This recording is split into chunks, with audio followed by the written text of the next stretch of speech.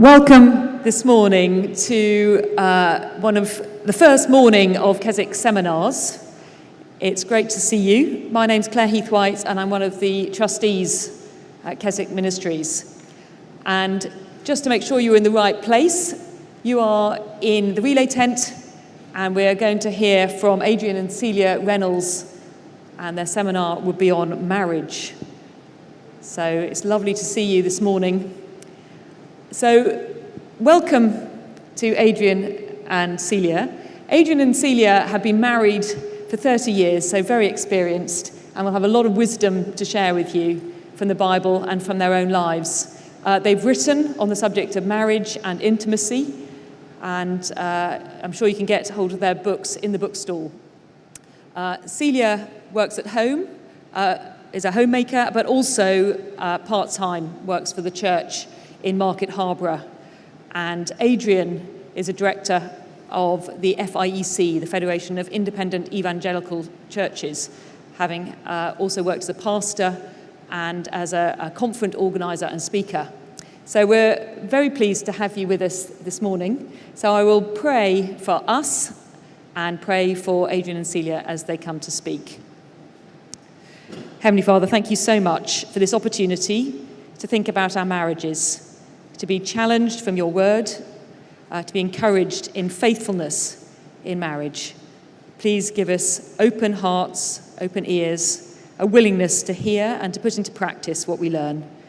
And Lord, we pray for Adrian and Celia that you would help them to speak faithfully from your word, to say what you would have them say. And I pray that you would sustain them this morning and use them to encourage us for our marriages to be more a reflection of Christ's love for his people. For Jesus' sake, amen.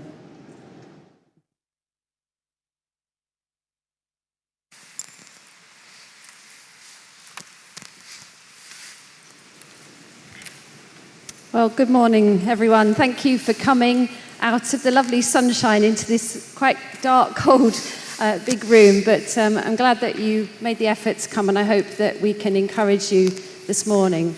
I just want to introduce ourselves a little bit more so you know who we are and why we're standing up here. We met as teenagers in a Crusader class in 1984 and started dating as teenagers, and then, as Claire said, we've been married for 30 of those 37 years. And we have now got 3 daughters, 2 of whom are married. We've got 1 teenager still at home, and 3 grandchildren have appeared in the last couple of years. And for us, our marriage has been, obviously like anyone else, had its challenges, but it's been a great source of delight to be together, to serve together. And we felt like we wanted to encourage other people in their marriages. It's not that our marriage is perfect, but we do feel it's something that we need to be involved with in encouraging other couples in their marriage. And that's why we've been running workshops for married couples, both in churches and particularly for married couples who are involved in ministry. So that's a little bit of our background. Well, we're going to think today about faithfulness and how that cashes out in marriage. We often think about marriages and love. We don't often think about faithfulness, or if we do, we relegate faithfulness down to thinking about sexual fidelity. And what we want to show you is actually it's a lot more than that. And there are a lot more implications that flow out of a faithful marriage. It's important to know right at the outset that love and faithfulness are a key pairing of Bible words. So let me read to you from Psalm 89. I will sing of the Lord's great love forever. With my mouth I will make your faithfulness known through all generations. I will declare that your love stands firm forever, that you established your faithfulness in heaven itself. So when it comes to thinking about God, about the nature of God, the character of God, love and faithfulness often go together. God is the loving one, the one who is kind, the one who is generous. And he is the faithful one, which means he is trustworthy. Or to be more specific, it means he always keeps the promises he has made. He is true to his word. So faithfulness is about being true to your word, doing what you said you've promised to do. And we've got a question for you to start with. And we've got a lot of questions this morning. If you're here with your spouse, that's great because you can talk about those things together. I'm sorry, if you're here on your own, you will have to sort of think on your own. We're not kind of going to group up, really, because of the personal nature of this seminar. But I want you to think back to your wedding day. I'm assuming that most people will already be married. If you haven't got married yet and you're here sort of in preparation, then perhaps you can be thinking ahead to your wedding day. And I want you to think about what you promised to do. So it may have been a vow that you read out from a service book, a kind of normal wedding vow. It might be something that you made up yourself, things that you promised to do for each other. It might have been something that you've promised to do recently. And I want you just to think of some of the words that you promised to do. We don't have actually a physical handout. Some of you may have downloaded something to fill in, but you can just write it down. You can just talk about it. So what did you actually promise to each other? So spend a few minutes discussing that. I guess like us, you made the same kinds of promises when you got married. Celia revealed there that we're non-conformists when she said about making up your own promises, because of course, depending on where you get married, you might have more latitude to do that. But the sorts of things that we wrote down here, I'll just write some of them down on the screen, and I realise if you're watching this later, you won't see the screen. But we promised to do things like, and we don't want it in red, do we? Ink colour, white. We promised to love, honour. Maybe you promised to obey, to protect. You might have had the word serve in there. You might have had some concept of for better and worse, till death us do part, all that kind of stuff. Those are the promises we made, aren't they? And what we want to think about today is what does it mean to keep those promises today? We've been married 30 years. Some of you will have been married longer than that, some of you less, some of you looking forward to a marriage. But what does it mean to actually be faithful to those promises? What does it mean to be faithful? And as we think about that question, we will shine a light, as Claire was intimating in her prayer, we'll shine a light on the faithfulness of God. Because our marriages are, in some poor way, a reflection of the faithfulness of God to his people. The faithfulness of Christ the bridegroom to the church, his bride. And that's a picture that we always want to keep in mind. So keep those words that you've thought about at the back of your head. Well, we'll keep coming back to them as we go through these couple of sessions together. So just to introduce a bit about how we sort of run these marriage seminars so that you've got an idea of where we're going.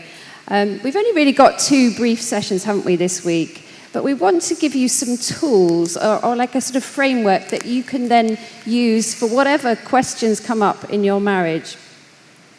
I guess, there might be some seminars that you go to that will give you answers. But we feel like it's a better thing to equip you with the tools that you need in order to answer the questions that come up in your marriage. And the reasons for that are that we're all very different, aren't we? Different personalities. Our marriage will look very different to yours. And we're all in different seasons of life. I can see, just looking around, some of you maybe have only been married a short while.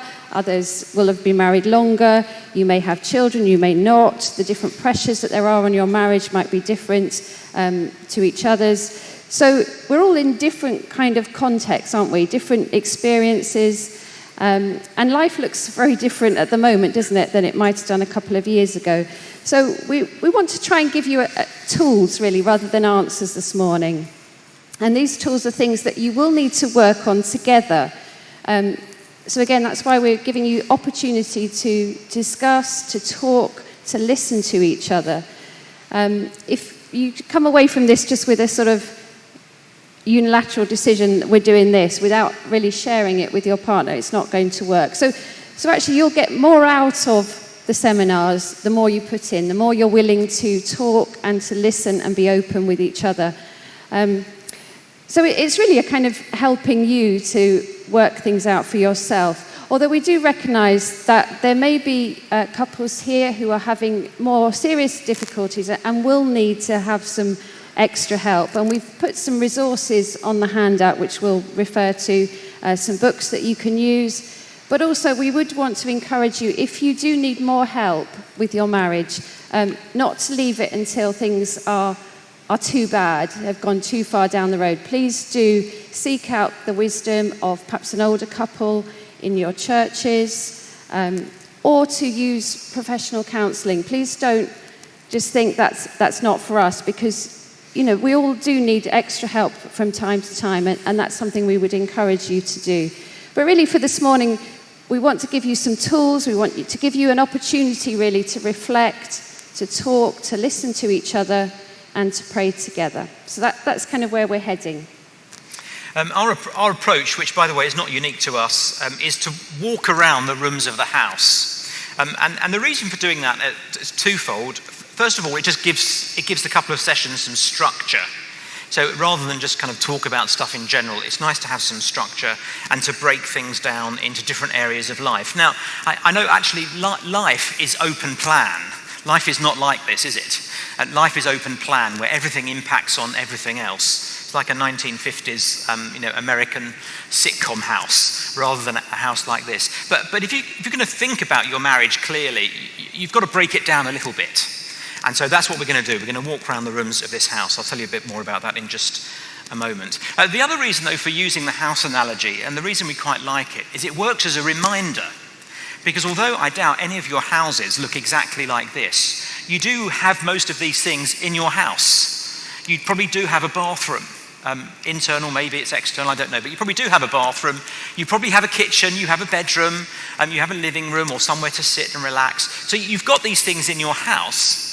And therefore, what we're hoping is, as you go home, and you've taken in a lot of stuff at Keswick, lots and lots of inputs, but as you kind of flop down on the sofa, it does remind you, oh yes, I remember something we heard. Or you go into the bedroom, I remember something we heard. In the bathroom, I remember something we heard. So it serves as a reminder. And as Celia said, let's just reinforce this. It's talking together and praying together and planning together that will make a difference to your marriage. I think sometimes as couples, we presume on things in our marriages, especially when we've been married a while. We can presume on love. We can presume on faithfulness. We can presume on the other person supporting us and actually presume on what we think they need. And it doesn't matter whether you work in the secular marriage world or whether you work in the Christian marriage world, all the experts agree, and the Bible backs it up, that communicating, talking, is absolutely critical to success in worldly terms. So let me just talk you through the rooms and explain to you how they work.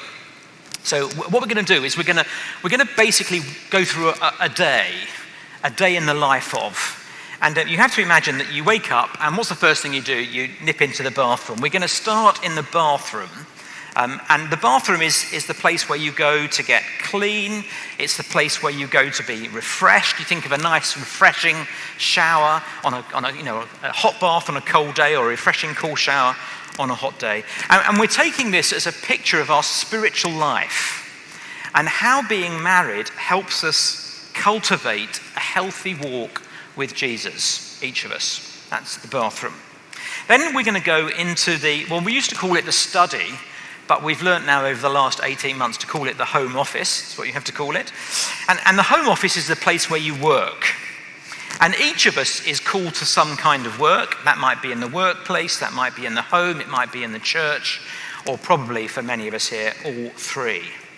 And we're going to ask the question, how does faithfulness in marriage allow us to enable each other to serve Christ in all those different realms of life? And then, of course, when you come home from work, you're into the kitchen to prepare the meal. And we're going to use the metaphor of the kitchen primarily as a place where you welcome others. It's the place where hospitality happens. You might have a small kitchen like us. We haven't got a table in our kitchen. But imagine your dream kitchen, that sort of big farmhouse kitchen with a massive table in the middle. And imagine welcoming visitors and family and whoever around the table. We're going to use that as a picture of the way that faithfulness in marriage allows us to be welcoming to others, and indeed to share the good news of the gospel with others. We're going to see how marriage is a great way and a place to do that.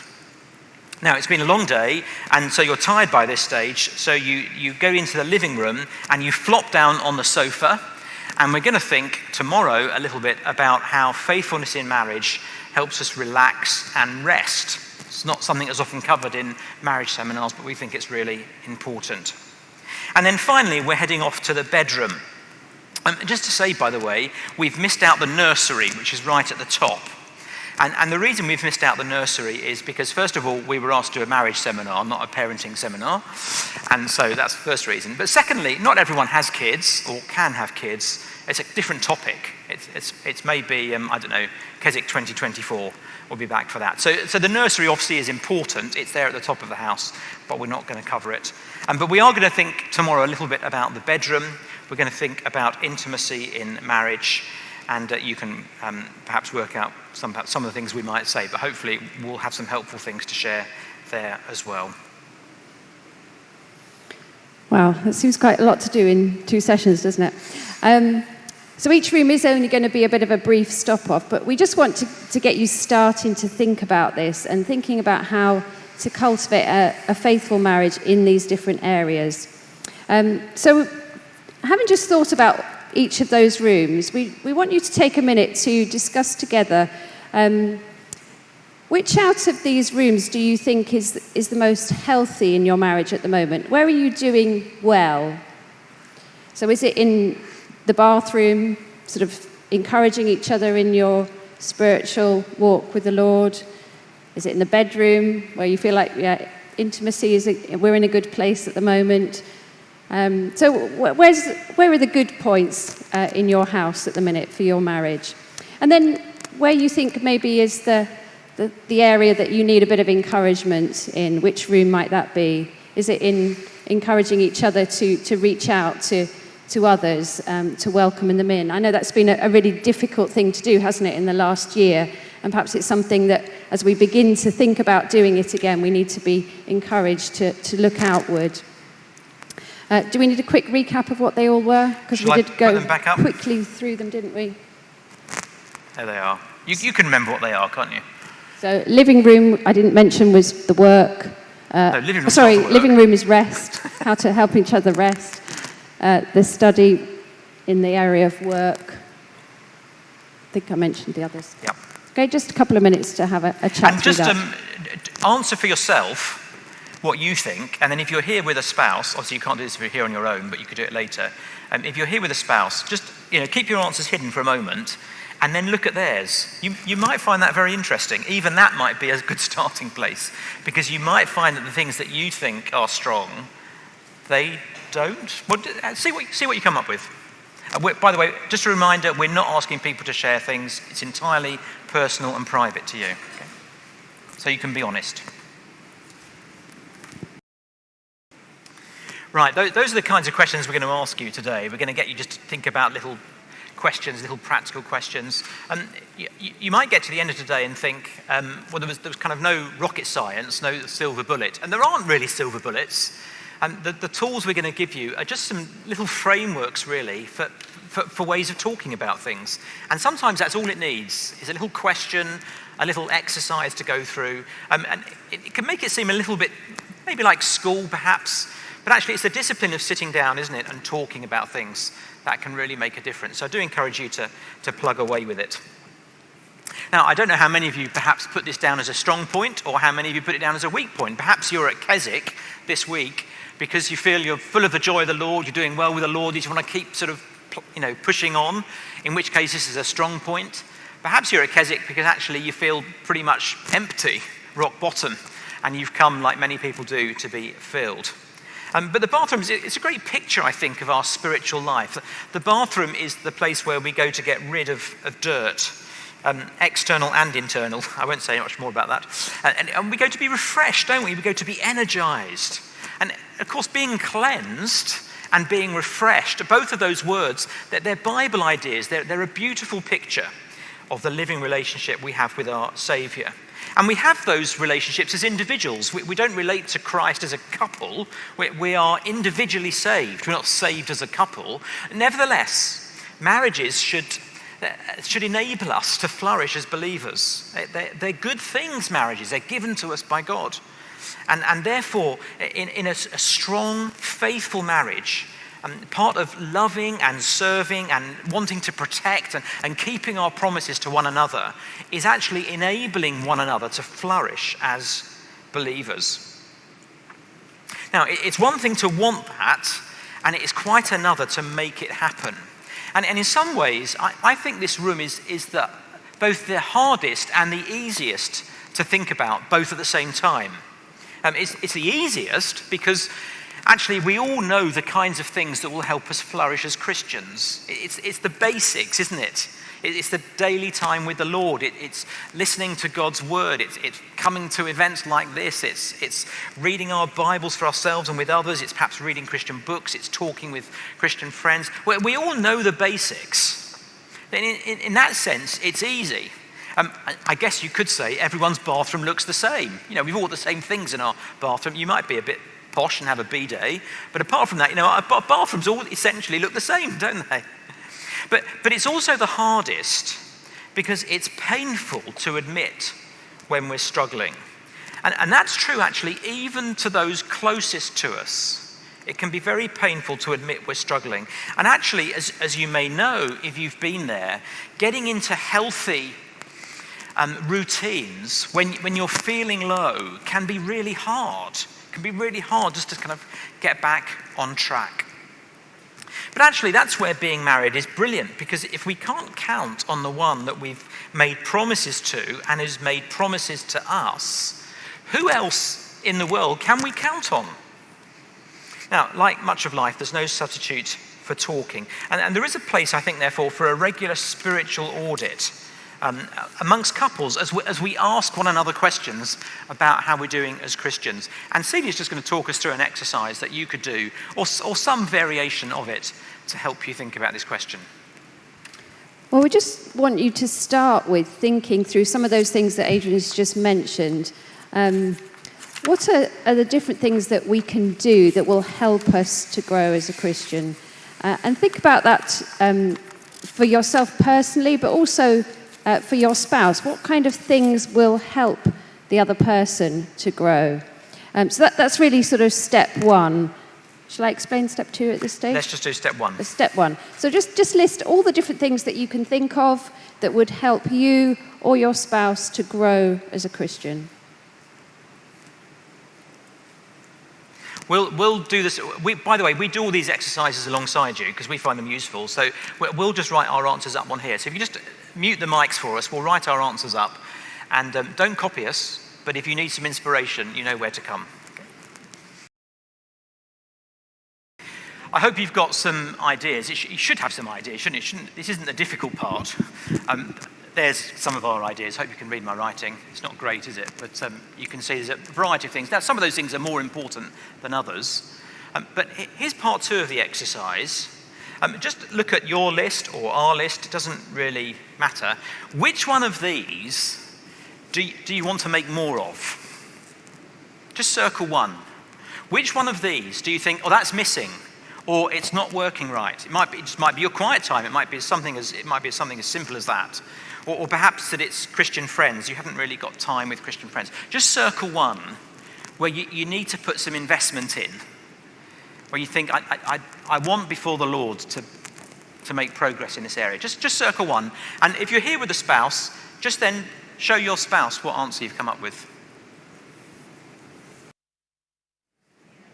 Okay, part two of the exercise. Now just think, with your spouse, if you're here with them, or just on your own, Just think, how can I help my spouse? Or what kind of help, if you're here on your own, what kind of help could I ask for? Let me just explain what I mean. We were just chatting about this just now as we were doing the exercise. And actually for us, it probably is here, Christian friends. We found that really hard. Excuse me. We found that really hard over lockdown. And especially when you're in Christian ministry, what you really need to do is develop good friends outside that you're not working with and serving with all the time. We found that really hard over lockdown. So we were just beginning to think, how do we help one another? This is about, how do I serve Celia? How does she serve me? How can I help her find time to spend with Christian friends? How can she help me find time to serve with Christian friends? So just think about that question, either on your own or with your spouse. How can you help your partner do what they want to do what they need to do to make progress in this area? That would be faithfulness in marriage. Just have a think about that question then. I hope you've managed to come up with perhaps even just one very simple thing that you could do to help your spouse in this area. And what we'd like you to do now, just take a minute to pray and commit to do that thing before the Lord. So just pray with your spouse if they're here, or quietly on your own if you're on your own.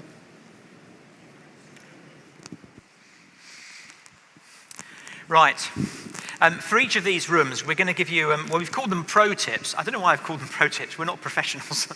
And they're just things that we've learned as we've gone along. I think you can file this away in the category of godly wisdom rather than anything that's prescriptive. But sometimes it's just hard to know, how to even make a start in these different areas. So maybe just one or two ideas. The first idea is this.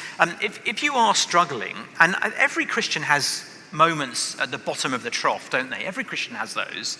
And if you are struggling, don't be too ambitious in getting out. I mean, be ambitious in that you want to get out, you want to crest the hill, but don't think, I'm going to walk up the hill, whatever it's called, I forget its name, behind us, if you've never walked up a hill before in your life. I spent most of last year on my back for various reasons, ill with various things, and so this year we did the Couch to 5K, the running program, and you think to yourself, I'm going to run 5K in the first week, and you put your earphones in and you get out and you start running, and the little voice in your ear says, right, you're going to run for 90 seconds. I think that's a bit pathetic, really, but actually you realise that's all you can do the first week. And then the second week you do a little bit more, and the third week you do a little bit more, and then the voice in your ear says, if you found this week difficult, just do it again. Just keep going with little increments. And it's great advice for life, I think. That just do some small things to make a difference if you're struggling. Don't think to yourself, I'm going to read all of Calvin's Institutes next week because my quiet life feels a bit dry. That's not going to help. Maybe all you need to do is say, I'm going to set aside 5 minutes each day just to listen to an audio Bible. Something very small like that could make a big difference and help you make progress. So if you're struggling, don't be too ambitious. Second tip is this. Why not redo this exercise often? It's very simple, isn't it? Because we all know the things that help us to grow. So actually, I think our answer to this question, Celia and I, is different now than it would have been a year ago or 2 years ago. I think probably the pandemic has affected that. So actually, redoing this exercise every now and again, just 10 minutes after a meal, you're sitting with your cup of coffee and you say, oh, well, let's just do that little exercise again, can be really valuable and really helpful. And the third thing is, don't assume that you know what the answer is. Lots of marriages do founder on presumption, that we kind of either take the other person for granted or we presume we know what our spouse wants or needs without asking. And actually, this is another of those areas that we need to be able to talk to one another. I've been reading a book recently, and just as part of my quiet times, reading a chapter a day. And I've really appreciated Celia saying, oh, what did you find useful today? What did you learn from that book today? And it just helped me replay it. And Celia wasn't assuming there that she knew, exactly what I was struggling with or finding difficult or finding challenging or encouraging. So we mustn't presume on knowing one another. Obviously, the longer we've been married, the better we do know one another, but we mustn't presume on that. So those are our little tips, if you like. We've also got a book to recommend under each section, sometimes a very short book. Now, this is different from all the other books because it's not been published yet. But I want you just to note it down. You can actually pre-order it from the Good Book Company website. But what you can't do is go into the bookshop and order it. But actually, one of the key ways that we encourage one another, that we demonstrate faithfulness to one another, is by praying for one another. And there are other books about praying for your spouse as well, but I do love this series. I don't know if you've seen them. 5 things to pray for your kids, 5 things to pray for your city, 5 things to pray for your neighbours, your family. There's a whole series of them, and they're really good. And 5 things to pray for your spouse, I've had a bit of a sneak preview of it. It's out in January. So if you've got an electronic diary, or you've got a little sticker on the fridge, put it on the fridge. Really helpful little book so that you can pray for one another in a good way. Okay, we're going to leave the bathroom.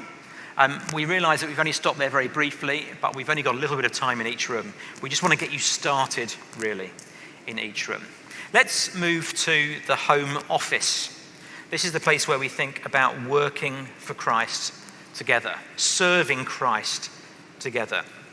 Now, when we talk about work here, when we talk about service, we mean our service for the Lord in its entirety.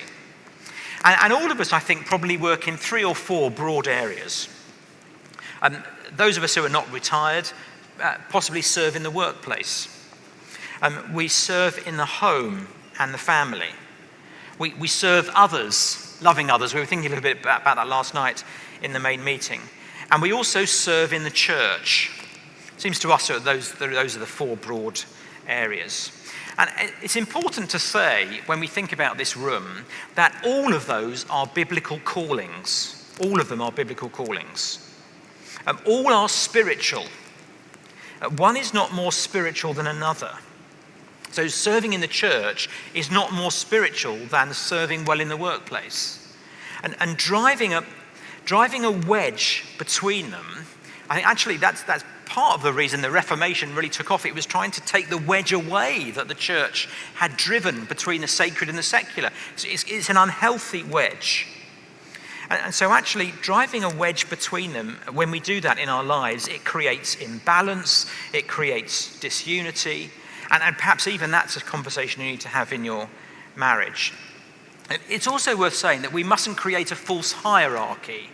So I don't think we can say, for example, serving in the home is more valuable than serving in the church, nor the other way round, nor that serving in the workplace is somehow not as important as serving in the home. They're all callings that God gives us. And so each have high priority. And that kind of ordering our lives, have you ever heard that thing where you say, God first, then spouse, then family, then church, then work? That's the kind of order of priorities. That's biblical nonsense, really. God is always at the top. But setting those other things against one another in a hierarchy, that's not in the Bible. In the Bible, we do all that we do as though we're serving the Lord, not men. And so we need to make sure that we've got the right kind of balance in this area as we serve Christ. But we also need to recognize that when we get married, we introduce some extra complexity into life that people who are single just don't have. Now, Paul talks about this in 1 Corinthians 7. It's quite a complicated passage.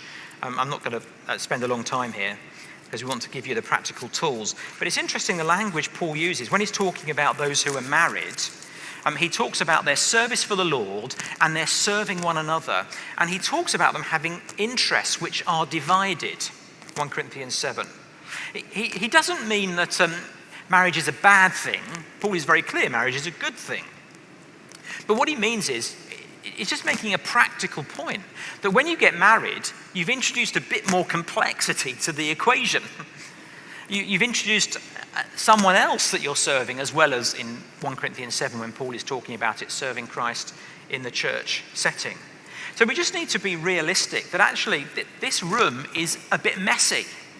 It's a bit complicated for most of us. There's lots going on.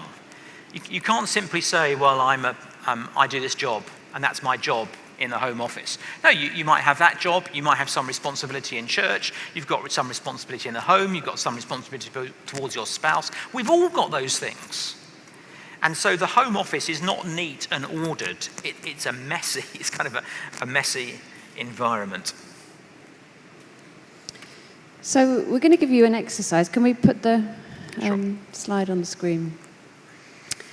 just want you to take a few minutes just on your own, first of all. If you've got a pen, that's great. Otherwise, you'll just have to think. Thinking about where you serve. What are the different responsibilities that you have, both maybe in the workplace, in the home, family, serving others, that may be wider family, maybe neighbours, community, and then what your perhaps role is, if you have a role, or what responsibilities you have. We talked a bit about rotas, didn't we, last night? That's been so nice not having rotas for a year. Or maybe you've had rotas, but we've not. So just think about what are the things that basically take the majority of your time and responsibility. And then together talk through what your list looks like. And not just talk, but listen to each other. Thinking about perhaps some of the areas that you're finding quite challenging, where you perhaps just feel overextended, things that take up a lot of your time and energy. It may be not just how long those things occupy your time, but what kind of energy they take from you. What are the challenges right now for you? And then just spend some time talking and listening to each other about what your little chart looks like. Okay, the reason we put the grid up, by the way, like this is because actually if you divide the paper into 4 and you start writing on things that you're doing, maybe there's a few things here, it certainly seems for us there's a lot of things there, quite a lot of things there. You can begin to see whether there's an imbalance. Now, obviously, not all those crosses might represent equal kinds of tasks, but we struggle more to put things and to think of things down there because we're so committed at church and so committed at work, and growing family, grandchildren appearing. Suddenly, you find that one box starts slipping away. So even just doing this exercise of writing the things down can actually be quite helpful. Just help you think about your life and your marriage and how you help one another. Now, remember, faithfulness is about serving one another. It's about protecting, loving, honouring, all those kinds of words. And just to make it personal then, if I want to fulfill my promises to Celia, if I want to be faithful to my promises to Celia, I have to be an enabler in our marriage. I have to make sure that the things that God has given her to do, that the work, the service that the Lord has given her, I'm enabling her to do. So just a little follow-up exercise is this. Just think of a couple of things, just 2 ideas of ways that you personally would like your spouse to help you, to enable you, maybe to free you up or to release you for something. Just think of 2 simple ideas. Just write them down on your own, or if you're here on your own, just write them down. You'll have to go and show your spouse later and say, you'll never guess what I learnt, and Adrian and Celia say you've got to do. Don't say that. Don't say that. So just write down an idea, just something for you, and then once you've written down your couple of ideas, if you dare, show them to your spouse, your partner, and say, what about this? Go on, do that.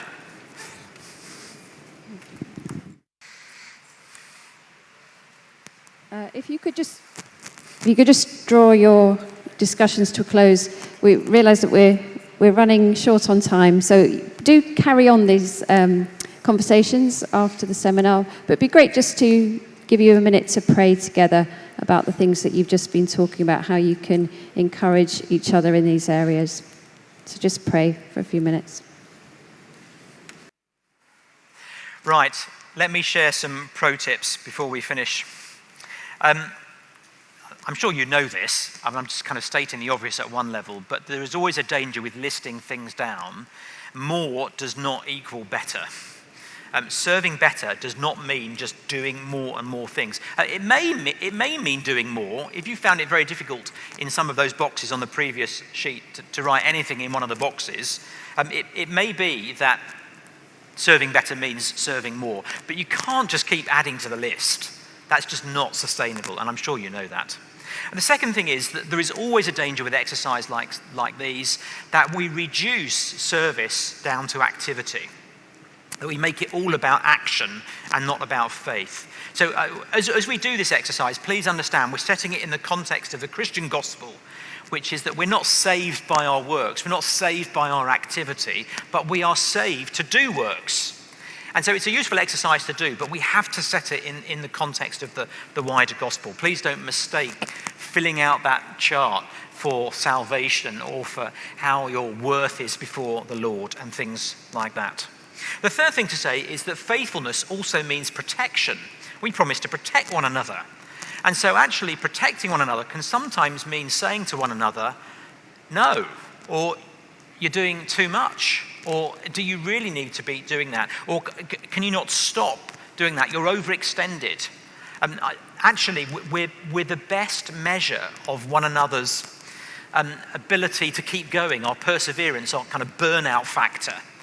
And actually, we need to be able to say to one another, honestly, if we're being faithful in our marriage, we need to be able to say to one another, you're taking on too much, or you can't possibly do that, or that's just not realistic.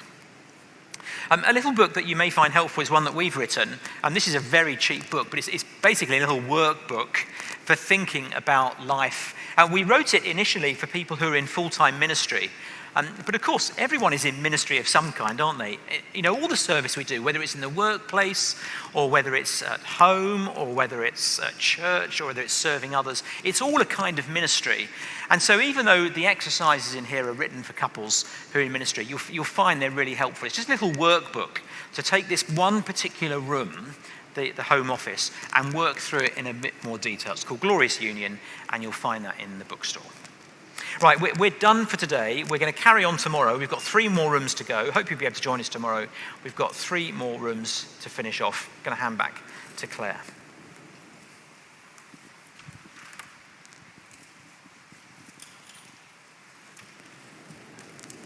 Well, thank you so much, Adrian and Celia. I think it would be good to thank them by giving them a good clap.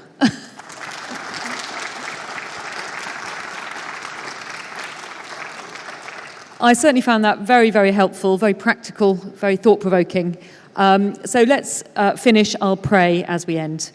Heavenly Father, thank you so much for all that practical wisdom.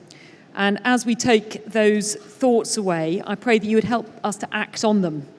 For those of us who came with our other half, I pray that you would help us to talk about what we've learned together and to see what steps we can take to improve our faithfulness in those 2 rooms of our marriage. And for those who came on our own, I pray that you would help us not to nag our spouses, not to tell them what they should do, but to talk through the things that we've learned, to encourage us to listen and to put practical steps in place to make our marriages more faithful to each other and to you.